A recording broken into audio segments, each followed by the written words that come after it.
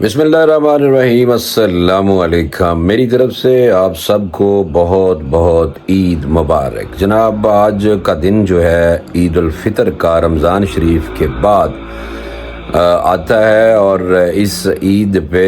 آپ کو پتہ ہے کہ خاص طور پہ بچے عیدیاں مانگتے ہیں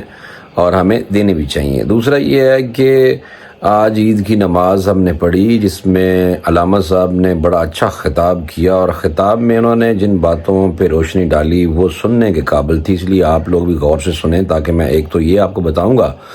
دوسرا میں نے آپ کو یہ بتانا ہے کہ کیا عید کے بعد عمران خان کی رہائی ممکن ہے یا نہیں، اور ایک اور بات کہ کون کون سے لوگوں نے مسلمانوں کو عید مبارک کہا ہے، یہ بات بتانی ہے۔ اور غزہ کے مسلمانوں کو آپ نے نہیں بھولنا، ان کو اپنی دعاؤں میں ضرور یاد رکھنا ہے۔ سب سے پہلے میں آپ کو بتاؤں کہ آج عید الفطر کی نماز کے دوران مسجد میں بلکہ دیگر مساجد میں علماء اکرام نے جو عالم دین ہیں ان کی طرف سے ایک خاص خطاب پہ زور دیا گیا۔ اس میں ایک تو یہ تھا کہ جو لوگ آپ سے ناراض ہیں، جو خون کے رشتے ہیں، ان کی طرف آپ کو ضرور رجوع کرنا چاہیے، اور یہ جو عید ہے یہ کوشش کرنی چاہیے کہ جو لوگ آپ کے خون کے رشتے ہیں ان کے پاس جا کے ان کو عید مبارک ضرور کہنا چاہیے۔ اگر کوئی خون کا رشتہ، بھائی بہن کوئی اگر ناراض ہے اور وہ آپ سے بات کرنا پسند نہیں کرتے، اور اس دوران اگر وہ آپ سے پھر بھی نہیں بولتے، تو آپ نے اللہ کی رضا کی خاطر یہ کام کرانا ہے، اور اللہ تعالیٰ آپ کے اس عمل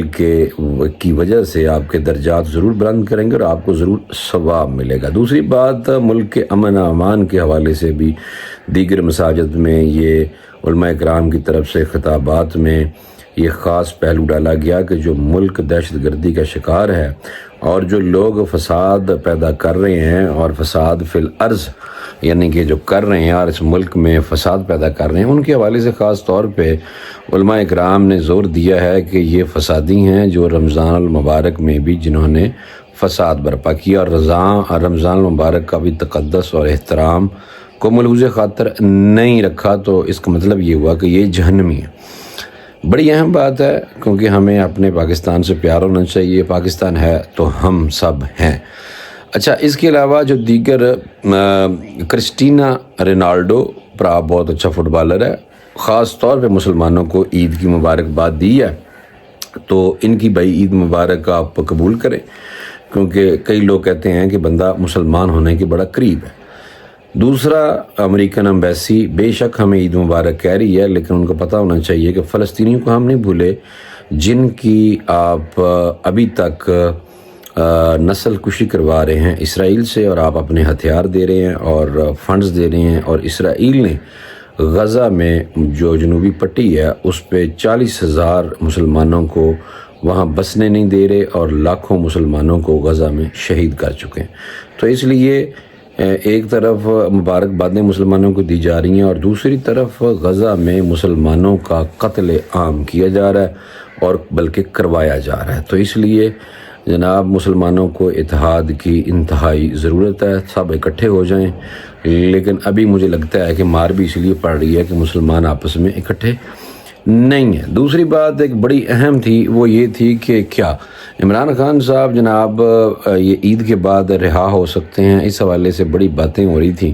میں نے بھی کچھ لوگوں سے بات کی، تو میں جو لب لباب ہے وہ آپ کو بتا دوں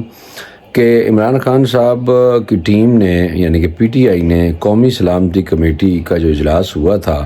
اس میں بلنڈر مار دیا، اور اس بلنڈر کی وجہ سے اب مزید جو رابطے ہیں اور جو آپس میں کوئی قربتیں ہونی تھیں وہ ابھی تک نہیں ہو سکیں۔ گو کہ عمران خان صاحب توشخانہ 2 کے حوالے سے بھی آپ کو پتہ ہے کہ جو فیصلہ تھا، پھر ریویو پٹیشن بھی دائر ہو چکی ہے، لیکن دیگر مقدمات بھی عمران خان صاحب کے اوپر ہیں۔ تو جو اوورآل اوپینین ہے، جو اوورآل جس سے بھی بات کر لو، جو لوگ اپنے آپ کو سیاسی پنڈت بھی کہتے ہیں اور سیاسی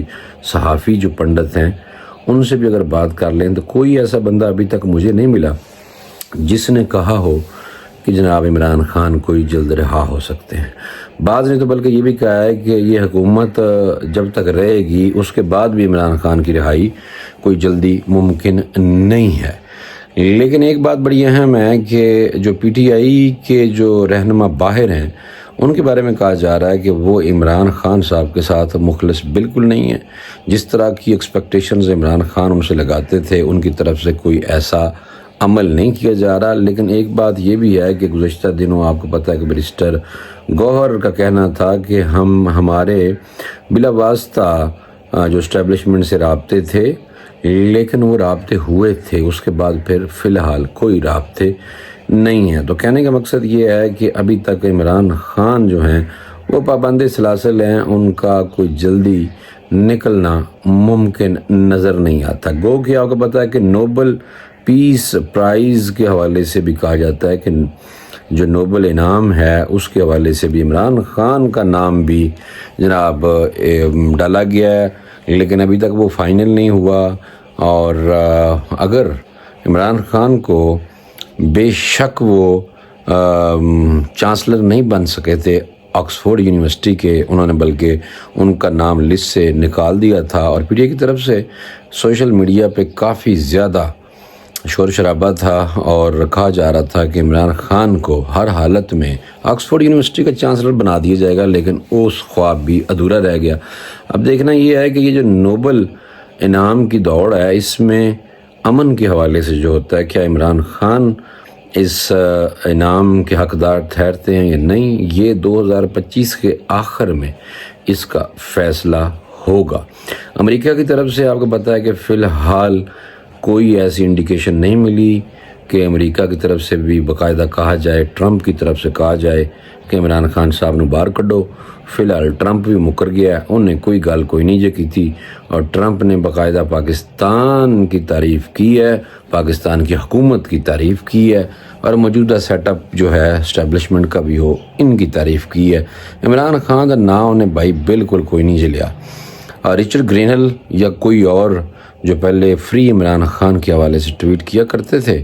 ان کے ٹویٹر بھی خاموش ہو چکے ہیں، ٹویٹس بھی خاموش ہو چکے ہیں. زلمے خلیل زاد یہ special L G to Afghanistan South Asia, یہ مصروف جو ہیں یہ عمران خان کے حق میں ٹویٹ کرتے رہتے ہیں کہ عمران خان کو فری کیا جائے. اور دوسری طرف جمائمہ پرجائی جڑی پی ٹی آئی دی پرانی پرجائی ہے، وہ محنت کافی کر رہی ہیں کہ میں بے شک عمران خان کی بیگم نہیں ہوں لیکن میرے بچوں کا وہ باپ ہے، تو میں اس کے لیے جس حد تک بھی جا سکوں گی جاؤں گی. تو جتنی بھی ایفرٹ ہو رہی ہے اس کے بارے میں کہا جاتا ہے کہ جمائمہ پرجائی جڑی ہے پی ٹی آئی دی پرانی،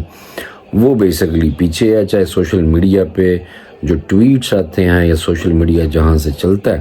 برطانیہ سے اور امریکہ سے، تو اس کے پیچھے بھی کہا جاتا ہے کہ جناب فنڈز جو ہیں